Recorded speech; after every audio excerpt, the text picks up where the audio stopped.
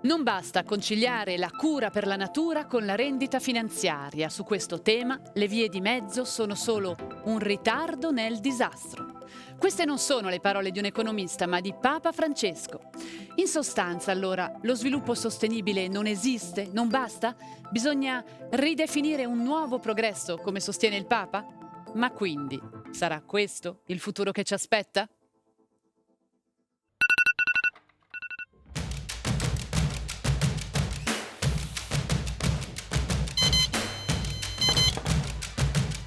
Luce? Notizie? È morta all'età di 112 anni Chiara Ferragni per sua libera Pane. scelta. La leader del movimento delle colonizzazioni virtuali era stata attrice, influencer e presentatrice ai tempi della TV prima di diventare ologramma di Stato. Spartire per non sparire. La famiglia Poretti ha dovuto imparare a farsi bastare meno, molto meno. Giulia, classe 2019, lavora ancora a tempo pieno, 3 ore al giorno, ma fra 5 anni andrà in pensione. Tao, 13 anni, ha iniziato un master in agronomia lunare. Da grande vorrebbe reintrodurre le coltivazioni di mele in Europa. Radi, 20 anni, pratica lo studio passivo con un microchip impiantato nel cervello. Nel frattempo, gioca. Per chi non è un nativo frugalista non è stato facile adattarsi, ma non mancano i vantaggi. Il consumismo logorava le persone e le cose. Ora si perdono meno ore in coda per strada o nei negozi. Spesa? La grande recessione è stata superata e i lunghi anni di retroflazione hanno portato a un nuovo equilibrio economico. Ordina. Il pianeta è sempre lo stesso, ma nell'era della mezza porzione, spazio e risorse bastano per gli oltre 14 miliardi di abitanti. Un piccolo passo indietro anche per i Poretti, ma un grande passo in avanti per l'umanità. Chissà se questo futuro frugalista, minimalista che noi abbiamo immaginato con la famiglia Poretti non sia più vicino di quanto possiamo pensare. Buonasera e benvenuti a Trend. Questa sera parliamo della crescita economica globale, o meglio, dei limiti di questa teoria economica, delle sue contraddizioni e soprattutto delle alternative che abbiamo a disposizione. Ci occupiamo di decrescita economica e vogliamo farlo partendo da una constatazione semplice che possiamo fare tutti noi. Le risorse si stanno consumando. Noi le consumiamo e molto velocemente. E allora cos'è che dobbiamo fare? Bisogna invertire la rotta, consumare meno? Ma poi cosa succederebbe all'economia? Davvero la crescita economica può essere sostenibile o è solo un mantra che ci raccontiamo per stare tranquilli e continuare a consumare in un mondo sempre più marcato dalle contraddizioni?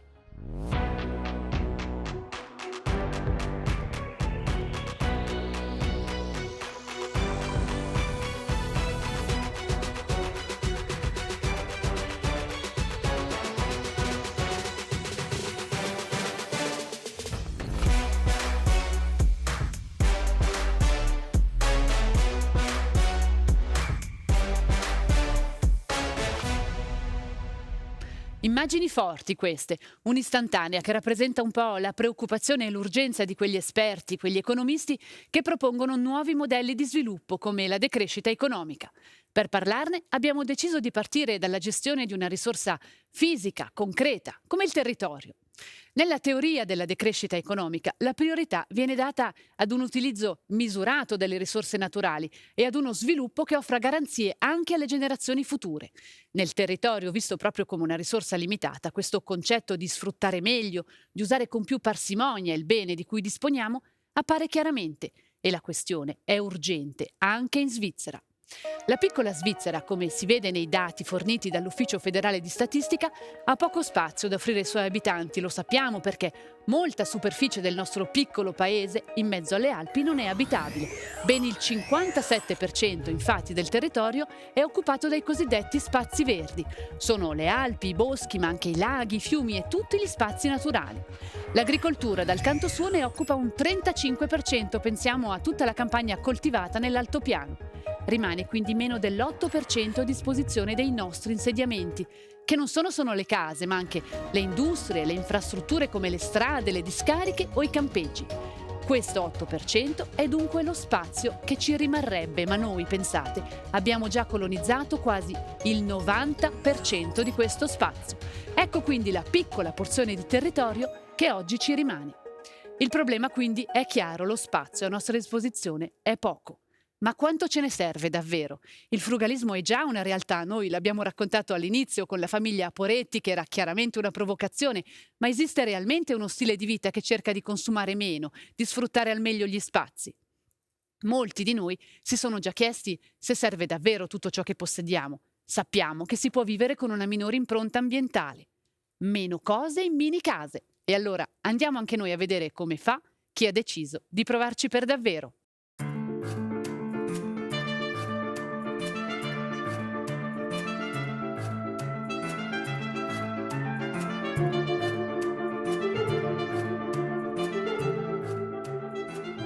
Allora per salire sul letto ci vuole questo qua, perché se no sarebbe abbastanza acrobatico. E voilà, così si va dentro. Se si vuole fare la cucina, si apre così.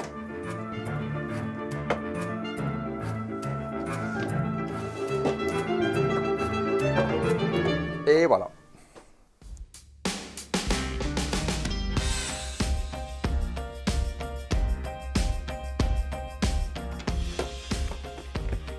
L'idea è più di ridursi un po', perché in una casa si ha sempre più roba, né, cose che si compra e poi si ha troppe cose. E sarebbe meglio liberarsi un po' di tutte queste cose. Abbiamo fatto un grande mercato in Valle Onsernone e abbiamo buttato fuori tutto che avevamo.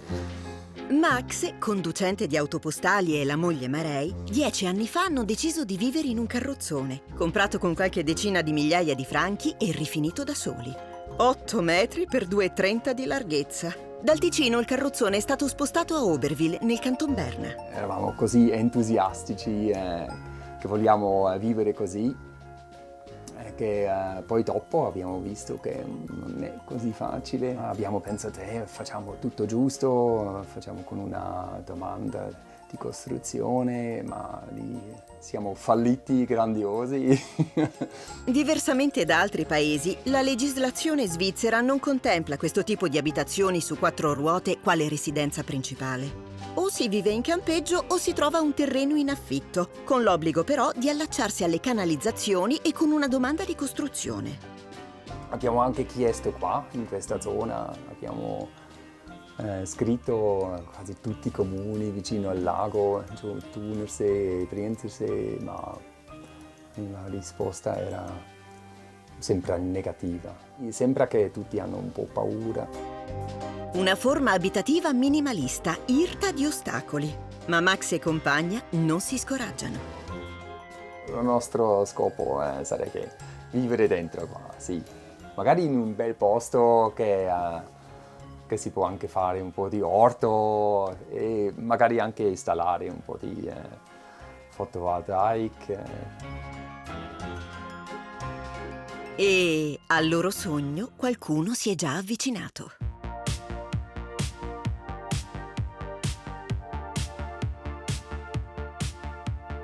Tania Schindler, biologa dei materiali, ha ideato questa mini casa ecologica che da 5 anni si trova ad Altdorf. Non propriamente una tiny house, perché non ha le ruote, ma trasportabile con un rimorchio.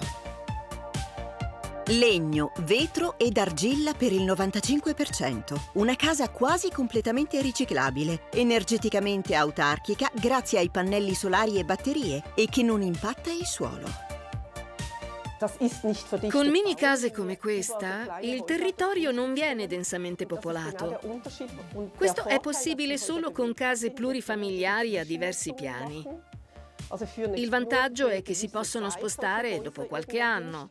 Possono costituire delle soluzioni abitative transitorie, ad esempio su terreni che attendono la realizzazione di altri progetti o laddove si decide di ridurre a lungo termine l'edificabilità di alcune zone.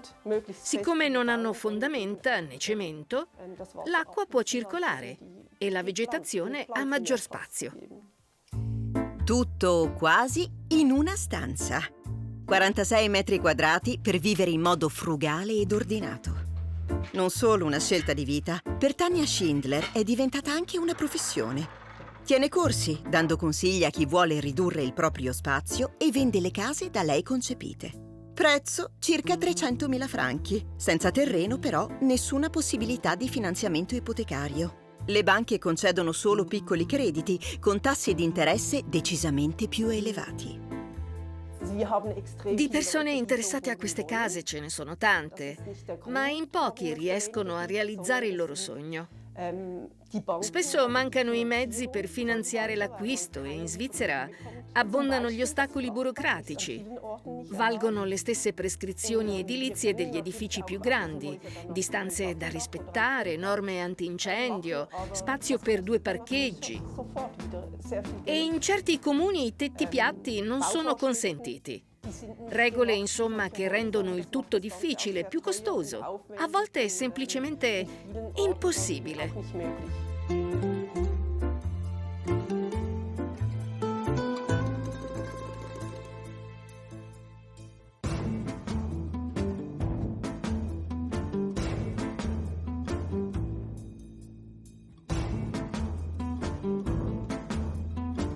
Vita dura dunque in Svizzera per chi sogna di vivere come Max o come Tania. Altrove, invece, il frugalismo, questa scelta di vita minimalista, ha trovato terreno più fertile, soprattutto lì dove il movimento delle tiny house, queste case piccole e mobili, è nato circa 15 anni fa. Ricordate gli impiegati della Lehman Brothers che lasciavano gli uffici nel giorno del fallimento dell'istituto di credito? È sicuramente l'immagine simbolo della grande crisi finanziaria del 2008. Come si sente? Secondo lei? È un momento cruciale per l'economia americana. Stiamo affrontando la peggior crisi finanziaria di questa nazione. Una crisi che soprattutto negli Stati Uniti ha lasciato migliaia di persone senza casa e senza lavoro. È nata così l'idea di queste case piccole, magari economiche e mobili, per poter inseguire anche nuove opportunità professionali. Lì sono oltre 10.000 quelle ufficialmente registrate, molte di più sicuramente nella realtà. In Svizzera probabilmente non ci saranno mai le condizioni per un largo sviluppo di questo modello, possiamo chiamarlo di decrescita abitativa. Eppure, in qualche situazione particolare, potrebbe essere una soluzione anche qui da noi. Buonasera Manuel Scholl, benvenuto a Trend. Lei ha guardato con noi questo reportage sulle tiny house. Ne ha già visitata una, ci abiterebbe? Sì. Se fossero impilabili in città, certo che sì. No, cioè quello è un palazzo, un condominio, è un'altra cosa. Ha già un po' rivelato la sua professione, la presento brevemente per i nostri spettatori. Lei è architetto urbanista, si è diplomato al Politecnico Federale di Zurigo, dove ha anche insegnato. Dal 93 è partner della AGPS Architetti di Zurigo, uno degli studi più conosciuti di pianificazione, e ha insegnato urbanismo all'Università Leibniz di Hannover. Dunque un esperto nella gestione di questa risorsa territorio. Secondo lei oggi in Svizzera c'è abbastanza coscienza di questo problema e dell'urgenza anche di questo problema? Coscienza di ridurre lo spazio? Credo che c'è.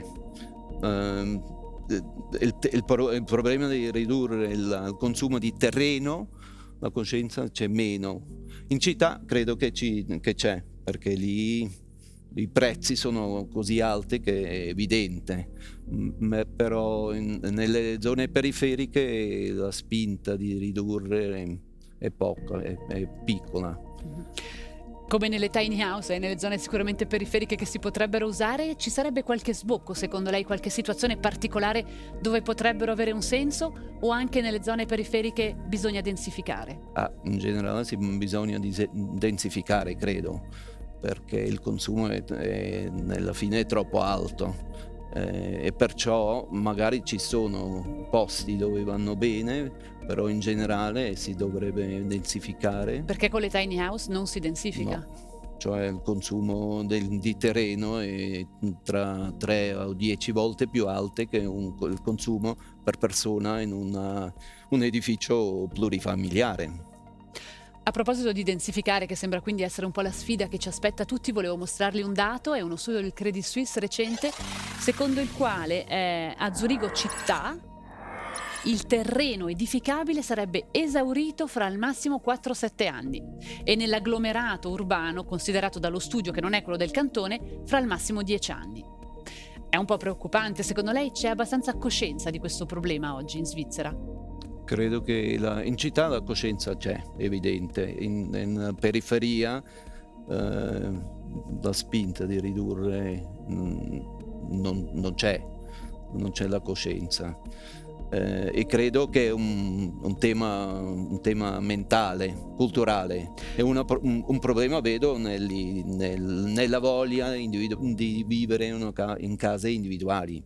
Sì, forse anche perché in periferia c'è più spazio, si ha più l'impressione, no? Con questi villaggi che si diffondono, pensiamo alla città diffusa in Ticino, si percepisce forse meno l'urgenza, ma in realtà c'è anche lì e ci sono altre soluzioni. Credo che sì, cioè credo che si dovrebbe fare i calcoli bene, uno sguardo totale e onesto, pone in evidenza che vivere fuori dei centri, fuori delle stazioni, con tutto quello, è caro economicamente e anche ecologicamente. La pianificazione è difficile cambiarla, ci vuole tempo. Lei ha già messo lì un po' diversi attori, no? C'è la coscienza individuale, la politica, le istituzioni, gli investitori, che comunque sono un attore importante in questo settore. Secondo lei, brevemente, da dove arriverà la spinta? Come ci arriveremo a cambiarlo? Credo che ci vuole una pressione tanto economica e ecologica. Poi credo che lo sguardo totale è importante e ci vuole un cambio di attitudine e credo che se la maggioria vuole un cambio, il cambio arriverà. Grazie Emanuel Scholl per queste sue considerazioni sull'uso della risorsa territorio. Un consumo diverso che va dunque cercato. Adesso vi raccontiamo la storia di un'esperienza partita negli anni 70, strano a dirsi, proprio nella città che non dorme mai, l'emblema del consumismo. A Park Slope, storico quartiere di Brooklyn, esiste una cooperativa alimentare che vende solo a membri lavoratori. È stata a lungo etichettata come utopica, ma oggi è una realtà economica e comunitaria nota in tutta New York. Ci è andato per noi Massimiliano Herber. Quale scelta fare? Si può far finta di niente e dire che si è solo un negozio alimentare o dire questo posto è nostro e decidiamo noi cosa mettere sugli scaffali. Qui siamo in democrazia, sono i membri a decidere in base ai principi della cooperazione. Una cooperativa che è un'isola di democrazia partecipativa. Gione è membro dagli albori, dal 1973. Qui per fare la spesa devi essere iscritto. Jake lo è dal 2008. È un posto eccezionale. Buon cibo, ottimi prezzi. È un'opportunità di far parte di una comunità. E per essere membro devi lavorarci 2 ore e 45 minuti ogni 6 settimane, come Jessica, di professione avvocata. Poter lavorare qui alla Coop è un bel cambiamento. Mi piace perché c'è un contatto fisico e mi incontro con il mondo reale, invece di starmene seduta dietro una scrivania a discutere di idee. Lei aveva abbracciato la cooperativa 20 anni fa, preoccupata per l'inquinamento della catena alimentare. Ognuno aderisce con le proprie ragioni. Sono arrivati i bambini e rimanevo più spesso nel quartiere. In un momento di grande trasformazione della filiera alimentare. Volevo trovare un luogo meno caro per fare la spesa, ma pure dare ai miei figli il miglior cibo possibile. La cooperativa nasce nel 1973. Il quartiere era diverso, più multietnico. L'America era diversa. Joe faceva parte dei 10 fondatori, uniti dalla protesta contro il sistema. Ecco, quella era la nostra insegna, tanti anni fa. C'era il rifiuto di un modello, ma pure un bisogno. Non avevamo fiducia nell'approvvigionamento alimentare americano. Volevamo mangiare meglio, ma potevamo permetterci il cibo migliore, quello più sano. Quindi, quale modo migliore di costruire una comunità su qualcosa di così importante come il cibo? Oggi la cooperativa è finanziariamente solida, ha 16.000 membri e accanto agli 80 impiegati i 12.000 volontari, 2.000 ogni settimana. Come Andrew, un tempo curava i bambini mentre i genitori facevano la spesa, oggi aiuta come può. Quando mi sono iscritto eravamo grandi la metà. Nel tempo l'offerta è cresciuta, una volta non c'era la carne, ora c'è. Non mi pare ci fosse l'alcol, ora c'è. Quindi carne e alcol sono un grande vantaggio, no? Cosa vendere viene deciso in assemblea. Si prediligono i produttori locali, ma molta frutta e verdura viene dalla California e non tutto è biologico. Questa viene da una cooperativa agricola della Pennsylvania. Raggruppa 100 piccoli agricoltori. Ci riforniamo molto da loro. In passato si sono boicottati i prodotti stranieri per i loro governi, altri, come la Coca-Cola, per la loro politica aziendale. Ma la ricchezza dell'offerta non pare affatto compromessa, anzi sorprendono le varietà e soprattutto il prezzo dei prodotti, la metà rispetto a quello pagato altrove. Il costo maggiore per la gestione di un negozio di alimentari è la manodopera. E noi abbiamo soci che non paghiamo e che lavorano. Sono l'80% della manodopera. Portafoglio e qualità non sono le sole ragioni del successo della Food Coop. Non si possono battere la qualità del cibo e dei prezzi. E poi a me piace incontrare le persone che conosco nel quartiere. Qui c'è un senso di comunità. In un quartiere di 2,5 milioni di abitanti come Brooklyn, la Food Coop sembra rispondere anche a un bisogno di appartenenza, di sentirsi legati a un luogo. È più simile a una comunità e la qualità dei prodotti è quanto di meglio io abbia visto nel quartiere. Io ho fatto la commessa anche altrove, ma qui conosci le persone che badano alla qualità dei prodotti, da dove vengono. Ha davvero un senso far parte della cooperativa. Non è un rimedio contro il logorio della vita moderna, ma un modo diverso di vivere i suoi doveri, come la spesa. È tutto così familiare. Non è come in altri supermarket dove devi fare tutto di corsa. L'America è cambiata, la Food Coop anche. Eppure lo slancio ideale di Joe e i suoi amici pare meno rigido, ma il cuore del successo commerciale della cooperativa conserva la sua attualità. La cooperativa è solida perché le persone vi partecipano. Quando la gente partecipa a qualcosa, sente un senso di appartenenza, un legame e una proprietà. Se ci si sente legati a questo luogo, allora questo luogo è forte.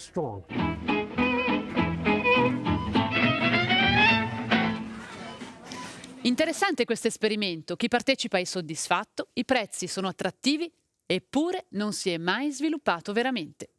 Il concetto di profitto è largamente legato ai soldi, al guadagno in denaro, ma non tutti la pensano così.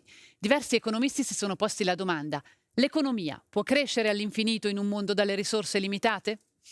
Andiamo a conoscere allora il pensiero di uno dei paladini della decrescita economica, forse la voce più nota fra chi sostiene la necessità di decrescere volontariamente. Se continuiamo su questa strada della crescita senza limite, andiamo a fracassarsi contro il muro dei limiti. Un obiettore di crescita. Così si definisce Serge Latouche, economista e filosofo francese. In un mondo dalle risorse contingentate, l'economia non può crescere all'infinito. Soprattutto non può crescere per tutti. Nel 2007, poco prima della crisi scatenata dai mutui subprime, esce il suo libro Breve trattato sulla decrescita serena, un saggio dove elabora l'idea di un arretramento del PIL a favore di un aumento del benessere. Liberando del tempo per sé, si può attingere a delle ricchezze che hanno il vantaggio di non esaurirsi quando le consumiamo, come l'amicizia e il sapere.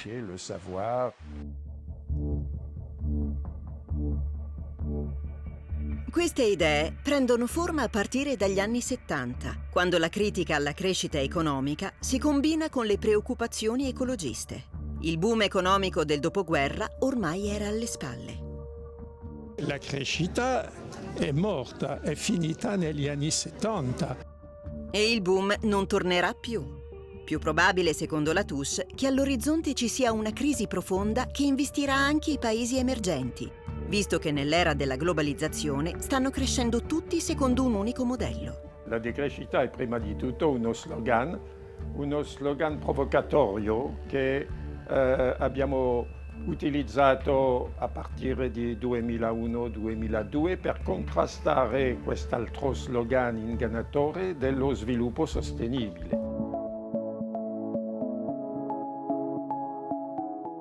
La transizione deve partire dal locale, rilocalizzando la produzione in modo da avvicinare consumatori, prodotti e mercati. con un invito il più possibile all'autoproduzione. È comunque inevitabile che la decrescita sia da intendere come riduzione dei consumi energetici, dei trasporti e degli scambi commerciali illogici. Vuol dire anche una diminuzione delle ore lavorative per riprendersi il tempo per la creatività e le relazioni umane. La decrescita è l'arte di fare meglio con meno. Un cambiamento di paradigma per pervenire a quella che Latouche, con un ossimoro, definisce l'abbondanza frugale. Che bello, mamma, delle foglie secche! Essere felici con meno, dunque, in sostanza. Buonasera Mauro Bonaiuti, benvenuto a Trend. Lei nella sua vita concreta, quotidiana, riesce ad applicare questo concetto dell'abbondanza frugale del professor Latouche? Beh, ho fatto sempre scelte nella vita che mi hanno portato magari a guadagnare meno, ma appunto ad avere una vita dove non c'è l'obiettivo del consumo per il consumo, no? Ma appunto si vive con meno e si cerca di avere magari più relazioni sensate, no? Con le persone, con il luogo in cui si vive. Poi sì, con la mia compagna abbiamo anche nel quotidiano lavorato a un progetto in una cooperativa che ovviamente consuma, diciamo, prodotti biologici del territorio, eccetera, e sì, acquistiamo attraverso questa bottega. Quindi riesce ad applicarlo. La presento brevemente per i nostri spettatori. Lei è professore di economia all'Università di Torino, insegna economia solidale e sostenibilità, è anche presidente dell'Associazione Italiana per la Decrescita e autore di molti saggi su questo tema, come l'ultimo appena pubblicato, La Grande Transizione. Abbiamo sentito nella scheda la critica alla crescita economica è nata negli anni 70 con le prime preoccupazioni ecologiche. Voi però siete scettici sull'idea di una crescita sostenibile, ma una gestione più oculata delle risorse naturali non sarebbe già un passo avanti? Beh, la crescita sostenibile però è un ossimoro e credo vada denunciato come tale. I dati, le evidenze scientifiche ci dicono che paesi europei come l'Italia o la Francia dovrebbero ridurre mediamente i propri consumi, quindi l'impatto sugli ecosistemi, di circa il 70-80%. Quindi con valori di questo tipo non ha senso continuare a parlare di crescita. Il progresso tecnologico certamente può aiutare, certe scelte appunto anche tecnologiche possono aiutare, ma il progresso tecnologico da solo non è sufficiente per rientrare nei limiti biofisici. Occorre una trasformazione più profonda, direi di tipo culturale, di immaginario. Occorre immaginare una società nella decrescita, così noi la chiamiamo. Di solito però la crescita economica viene associata a dei fattori positivi come aumento degli investimenti, crescita del PIL, crescita del welfare. Secondo i suoi studi questo senso di progresso generale che dovrebbe portare però è un po' come una promessa tradita. Ci può spiegare? Sì, io credo che ormai ci siano delle evidenze robuste che mostrano che le promesse che erano state fatte nel secolo scorso, no? Penso in particolare negli anni del boom economico, negli anni 50, 60, ancora 70, non siano state mantenute. E questo è abbastanza evidente, le persone cominciano a sentirle, ma chi è cresciuto in quegli anni lo ricorderà, no? Erano anni in cui si parlava di viaggi no? Si andava sulla Luna, ormai sembrava che si sarebbe conquistato lo spazio nel giro di qualche decennio, no? Si immaginavano i robot che avrebbero sostituito l'uomo nel lavoro e l'energia a basso costo per tutti, no? Tutto questo non si è verificato, anche solo negli anni 80 per esempio, no? In Italia le persone, i dipendenti pubblici andavano in pensione con 15 anni di contributi. Oggi occorre avere 67 anni presto saranno 70. Ecco, le persone hanno, credo, capito che qualcosa è andato storto e che probabilmente continuare a puntare sulla crescita e sulla complessificazione continua del sistema può essere anche pericoloso, e quindi occorre essere consapevoli di questi limiti e cambiare strategia, credo. Questo un po' significa decrescita. L'abbiamo visto prima nel reportage, alcune sperimentazioni su modelli di consumo diverso esistono, l'abbiamo visto a Brooklyn, esistono anche in Italia, sono anche economicamente solidi. Secondo lei questi modelli, che oggi consideriamo ancora un po' come degli esperimenti, potrebbero diffondersi? Assolutamente sì, questa è la sfida, la grande sfida è proprio quella di fare di queste esperienze, appunto penso alle food coop, ma penso in Italia ci sono i gruppi d'acquisto solidali, piuttosto che le cooperative, molte esperienze che però sono abbastanza isolate, frammentate, no? Queste esperienze devono mettersi in rete, devono creare dei circuiti che siano in grado non solo di sostenere queste realtà, irrobustirle eccetera, ma appunto di creare un po' di sistema attorno a queste, no? C'è una voglia di comunità, c'è una voglia delle persone di ritornare a un'economia più vicina, no? Alle persone, al proprio territorio, e quindi il desiderio, diciamo la pulsione c'è, bisogna riuscire a costruire delle alternative concrete, e questo io penso che l'Italia, e anche che ha una traduzione per esempio dei comuni, no? Molto forte ancora, la Svizzera una tradizione di tipo federativo eccetera, questi possono essere dei punti anche di forza, e che possono fare forse un po' anche scuola rispetto appunto ad altre realtà nel mondo che sono invece ancora assolutamente proiettate sulla scala globale.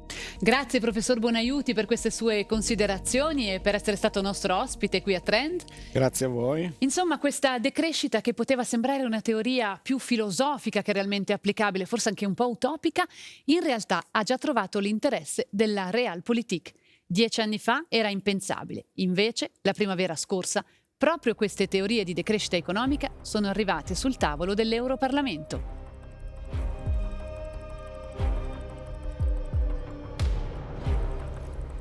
The growth model centered on fossil fuels is simply obsolete.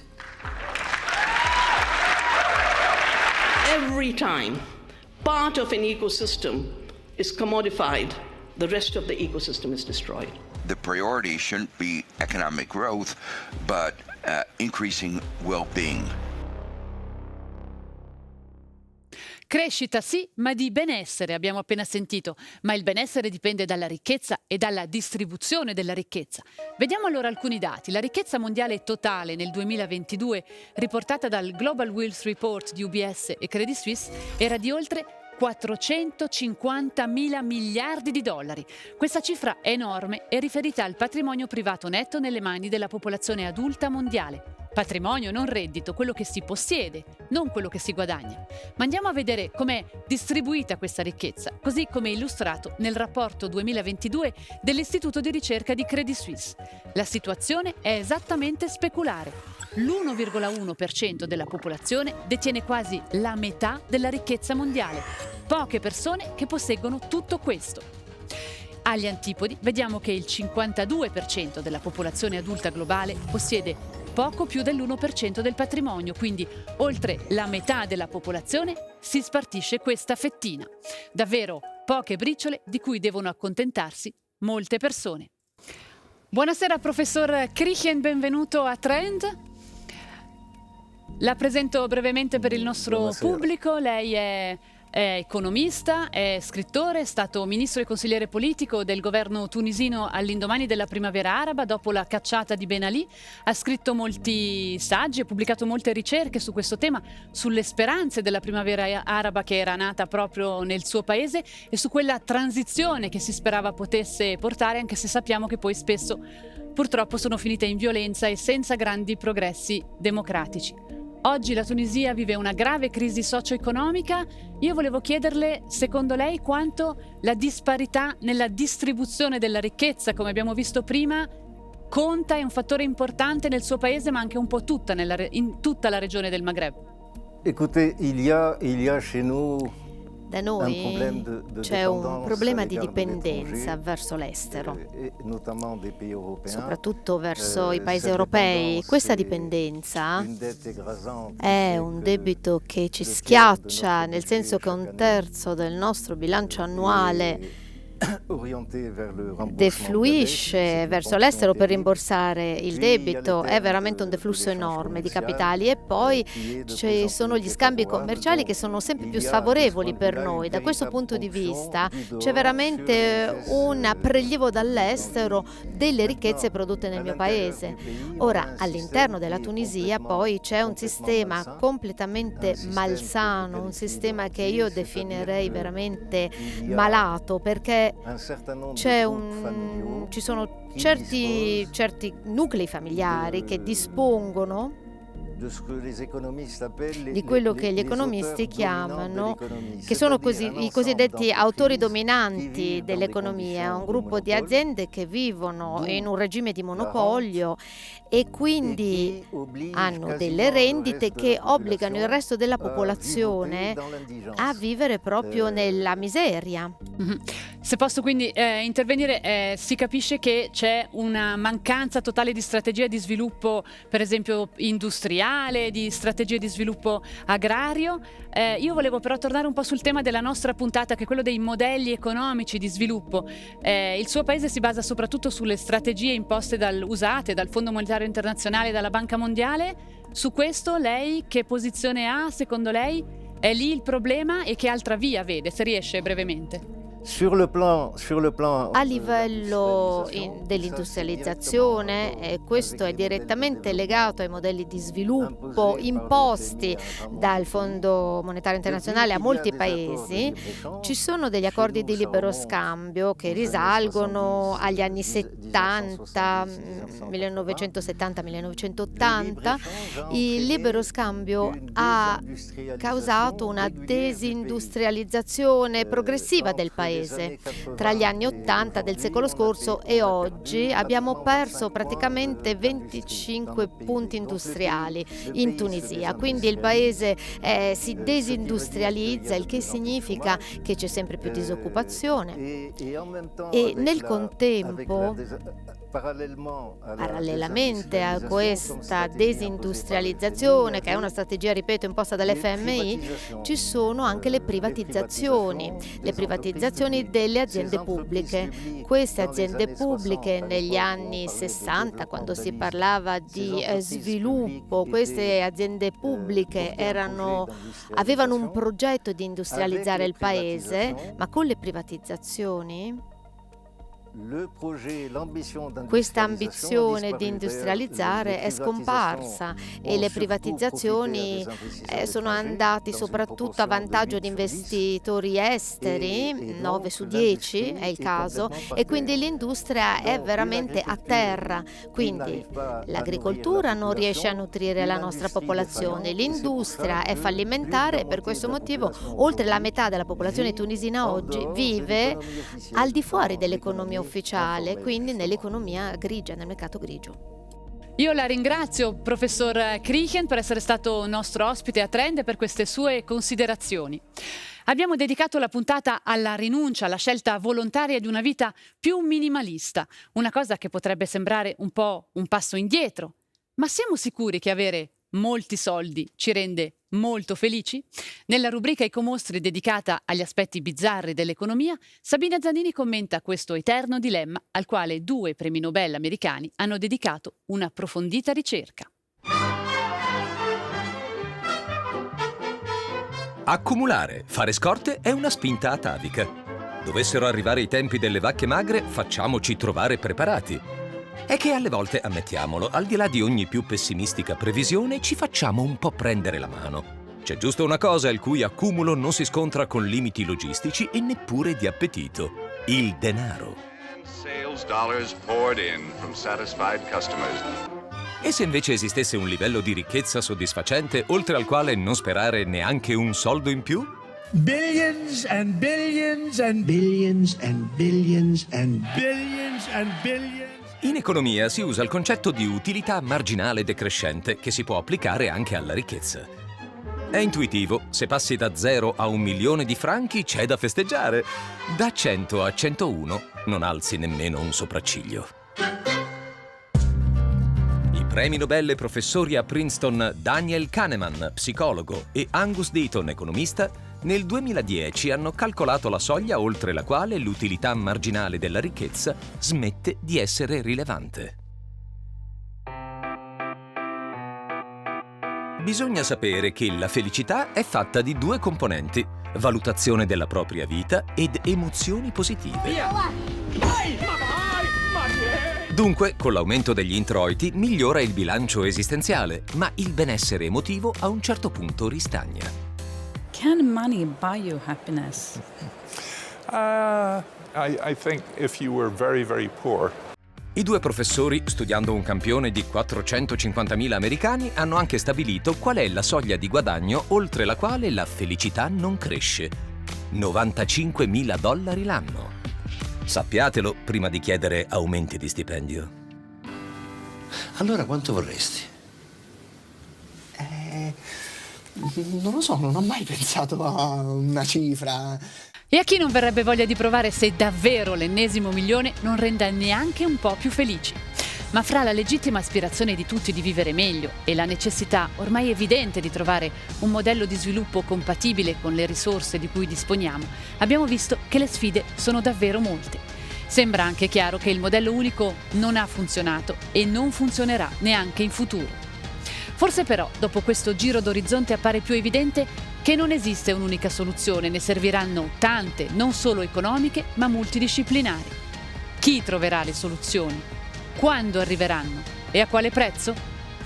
Vi lasciamo con queste domande. Grazie per aver seguito questa puntata di Trend e arrivederci a mercoledì prossimo.